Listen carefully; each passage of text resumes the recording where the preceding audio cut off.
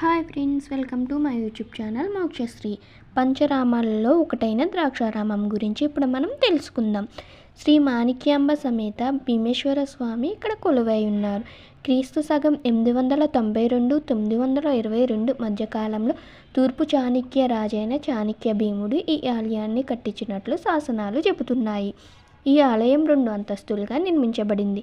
కింది అంతస్తుని చీకటి కోణంగా పిలుస్తారు. ఇక్కడ ప్రదక్షిణ సమయంలో నాగస్తంభం ఉంటుంది.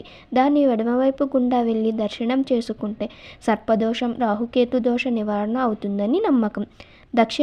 దక్ష ప్రజాపతి యజ్ఞం చేసిన ప్రాంతం కాబట్టి దక్షారామం అని పేరు. రాను రాను ద్రాక్షారామంగా పిలుస్తున్నారు. త్రిలింగ క్షేత్రాలలో ద్రాక్షారామం ఒకటి. ఆ త్రిలింగ క్షేత్రాల పేర్లు శ్రీశైలం, ద్రాక్షారామం, కాళేశ్వరం. ఇక్కడ ఉన్న పుష్కరిణి సప్త గోదావరి అని పిలుస్తారు. లక్ష్మీనారాయణుడు ఇక్కడ క్షేత్ర పాలకుడు. అష్టాదశ శక్తిపీఠం కథ. సతీదేవి తండ్రి దక్ష ప్రజాపతి ఒక యజ్ఞ తలపెట్టి తన అల్లుడైన శివుణ్ణి తప్ప అందరినీ ఆహ్వానించాడు.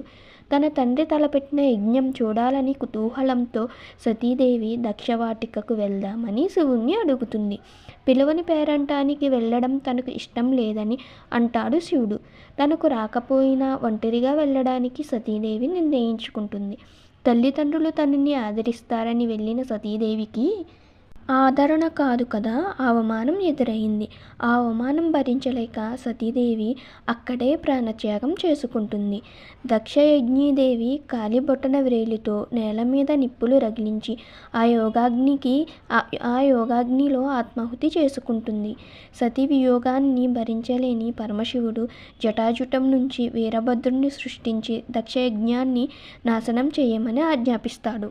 లక్ష్మీపటలం అయిన దక్షవాటికలోని సతీదేవి సూక్ష్మ శరీరాన్ని భుజాల మీద ధరించి నటరాజ విలయ తాండవం చేస్తాడు. శివుని మామూలు స్థితికి తీసుకురావడానికి శ్రీ మహావిష్ణువు తన చక్రంతో ఆమె దేహాన్ని ఖండాలుగా చేస్తాడు. అలా 18 భాగాలుగా మారిన ఆ శరీర భాగాలు పడిన ప్రాంతాలే 18 శక్తిపీఠాలు అయ్యాయి. ఆ శక్తిపీఠాలలో ద్రాక్షారామం 12వ శక్తిపీఠంగా చెప్తారు.